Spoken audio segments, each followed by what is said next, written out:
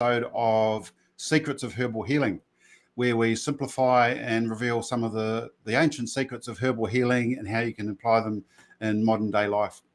And today what I'm talking about is what is herbal medicine. And so I thought we'd just talk about this in the terms of how we can see where it's come from and how it can be used in our modern lives and the different ways that herbal medicine can be used. And I'm going to start with just sharing with you a couple of things. We have a lot of ferns in New Zealand. This is a maidenhair fern, and this is tree fern. And we have the greatest variety in the world in New Zealand of tree ferns. But we also have a great variety of medicinal plants in a tradition called Rongo Maori, which is a healing tradition where they use the herbs and a holistic approach to healing the body. So herbal medicine has its roots all over the world in every culture, in every country, and dates back many, many thousands of years. But there are a couple of different ways it's used.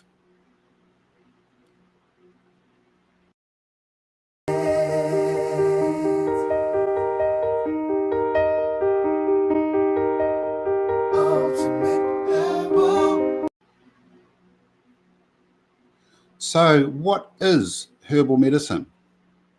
Let me share my screen with you and I'll just talk a little bit about that.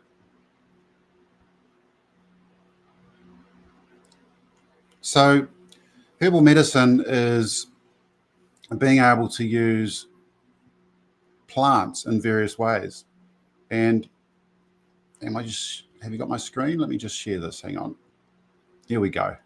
So different parts of the plants are used, the roots, the bark, the berries, and you're all familiar with some herbal medicines already, whether you know it or not. For example, coffee. So coffee is using the beans of the coffee plant, and obviously it has a medicinal effect that, it gives us energy, it makes us feel good.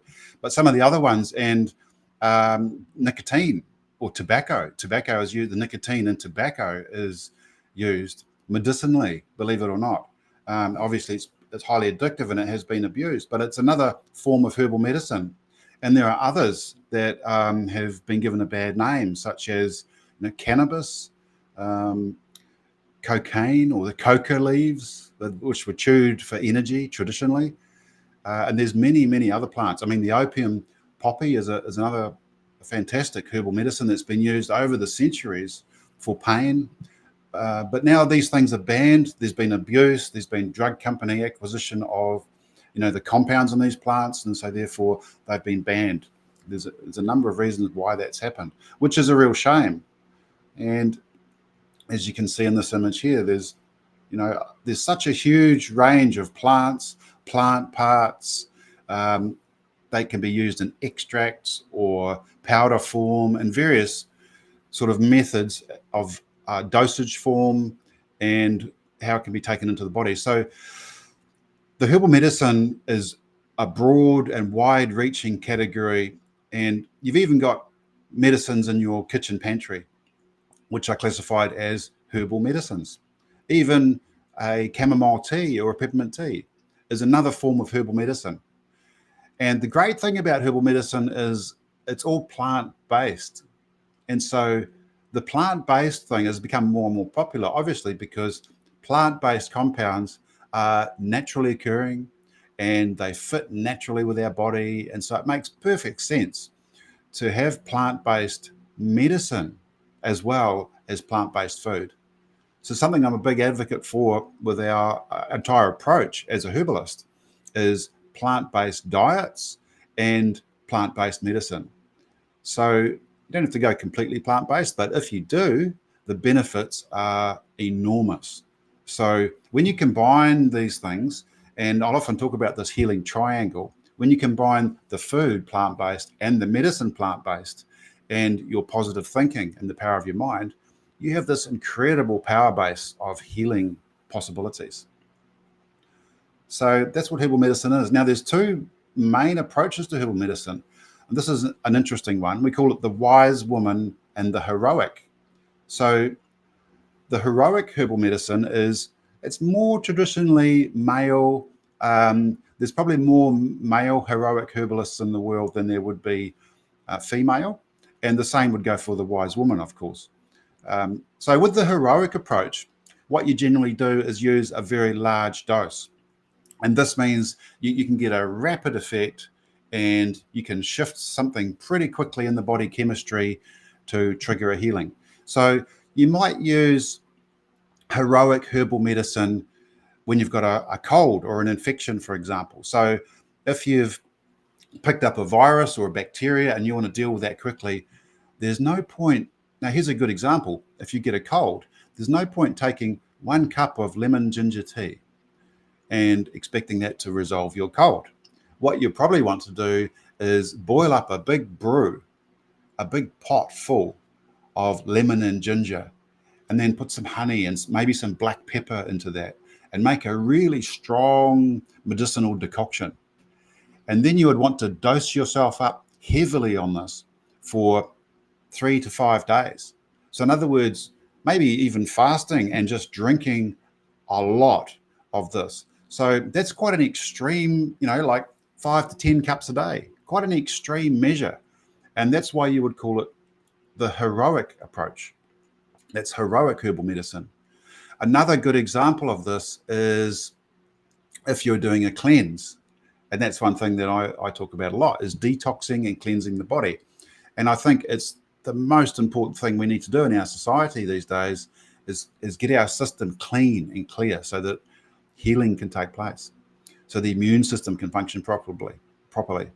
But if you do a cleanse, again, there's no point taking 3 or 4 capsules or one smoothie and expecting that to detox and cleanse your body. So you would need to do a high dose, a mega dose, to really shift things out of the body, to really detox and purge.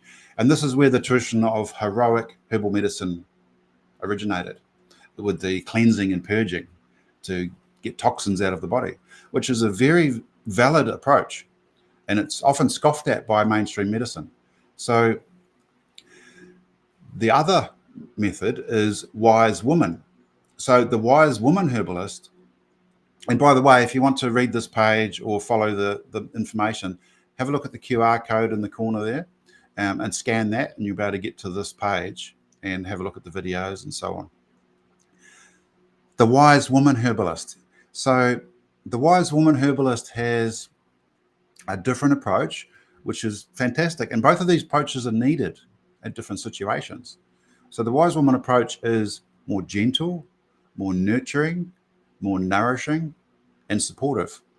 And so we'd use this in cases where there's a long-term problem, niggling problems, things like maybe skin conditions or menstrual irregularities or hormonal imbalances, and things that need a tonic effect, a rebuilding, healing, long-term result. So if you've had, say you've had cancer, you've had surgery, or you've had something that you need to rebuild yourself from, it's probably not ideal to do some heroic, rapid high dose approach at that stage. You're better to use the wise woman approach and do some gentle rebuilding and nurturing and nourishing.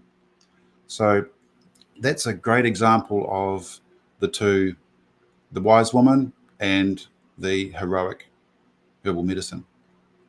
Personally, the heroic one is often needed when, for example, you have, say you've got a fatty liver, or you've got blood tests that show you've got some imbalance in your body chemistry, your blood sugar might be out, and you're looking at getting medication from the doctor, and you want to resolve the condition naturally using plant-based materials, then the heroic approach can get you back to the doctor within a month, and you can see the changes on your blood tests, and potentially you've got yourself on track with some diet and some herbs. And then you could move on to the wise woman nourishing and nurturing and tonifying approach over time. And that's generally how I operate. So I think it's a very good way to do it. And you get quick results, which means you get confidence as well. And then you get the long-term healing after that. There's a little video on this page I talk about the origins of herbal medicine, going back into the bush, because that's where it all starts, going back thousands of years. And I do believe that it's spoken about in the Bible, in the book of Ezekiel, that the leaf on the tree shall be for medicine. And we talk about this in the video. So herbal medicine does date back thousands of years, and it is built in, and I believe intentionally, by intelligent design. And if you look at the world in that way, you'll see there's so much magic and wonder in the plant kingdom that things have been designed intentionally for us. And there's another thing talked about, which is God's pharmacy, where you can see it's actually written into the plants. For example, if you slice a carrot, and take a slice, cross-section slice of a carrot, you can almost see the look of an eye or an iris. And we know carrots have beta carotene, that's good for the eyes, and so on. And if you look at grapes or berries, they're good for the blood. So, and it goes on and on and on when you look at the plant kingdom, that it's called the law of signatures, and we'll talk about this another day. So you can use the herbs obviously in powder form, or you can put the powder into capsules. They used to roll the powder into little balls back, traditionally, before they had capsule making machines. They had to still take them in little pill form, so they just roll them up into little balls and take them that way. So a capsule is really no different. It's just the herbal powder in capsules. So it's quite a natural way to take plant medicine. Another way is commonly used as herbal teas or extracts, which is a bit like how we extract coffee out of coffee beans. You get a liquid, it extracts the compounds out of the plant into a liquid, and you just drink the liquid. I mentioned about on this page also about how herbal medicine is superior in some ways, because pharmaceutical drugs are incredibly quick acting and incredibly potent, and also incredibly toxic to the body. But plant materials have a broad spectrum. And so a lot of the plants have a broad spectrum of compounds that prevent side effects and support the action of the main compounds in the plant. So you'll get an entourage effect or a synergy effect where all the compounds work together and they all go towards the same thing, but also they're protecting you from the side effects of the activity, the pharmacological activity of the plant. You'll find that interesting. And then, of course, on this page, there's also some talk about, which we mentioned earlier, the herbal medicines that are in your pantry. So you might find this interesting, and there's a great video here about some of the herbs and some of the actions of some of the herbs that you'll find in your pantry. And this is incredible, because when you figure out that you can use some of these herbs for your cough or your cold or your stomach bug, there's some fantastic herbs for stomach bugs. I think I talk about cloves in this video, making a clove tea for stomach bugs. And that's fantastic. And there's a list of some of the herbs that you'll find in your pantry and what you can use them for. So, you can use herbal medicine as a preventative. You can use it as a treatment. You can use it as curative treatment. You can use it in short term for rapid, powerful effects in a high dose, or you can use it in long-term, gentle doses for healing.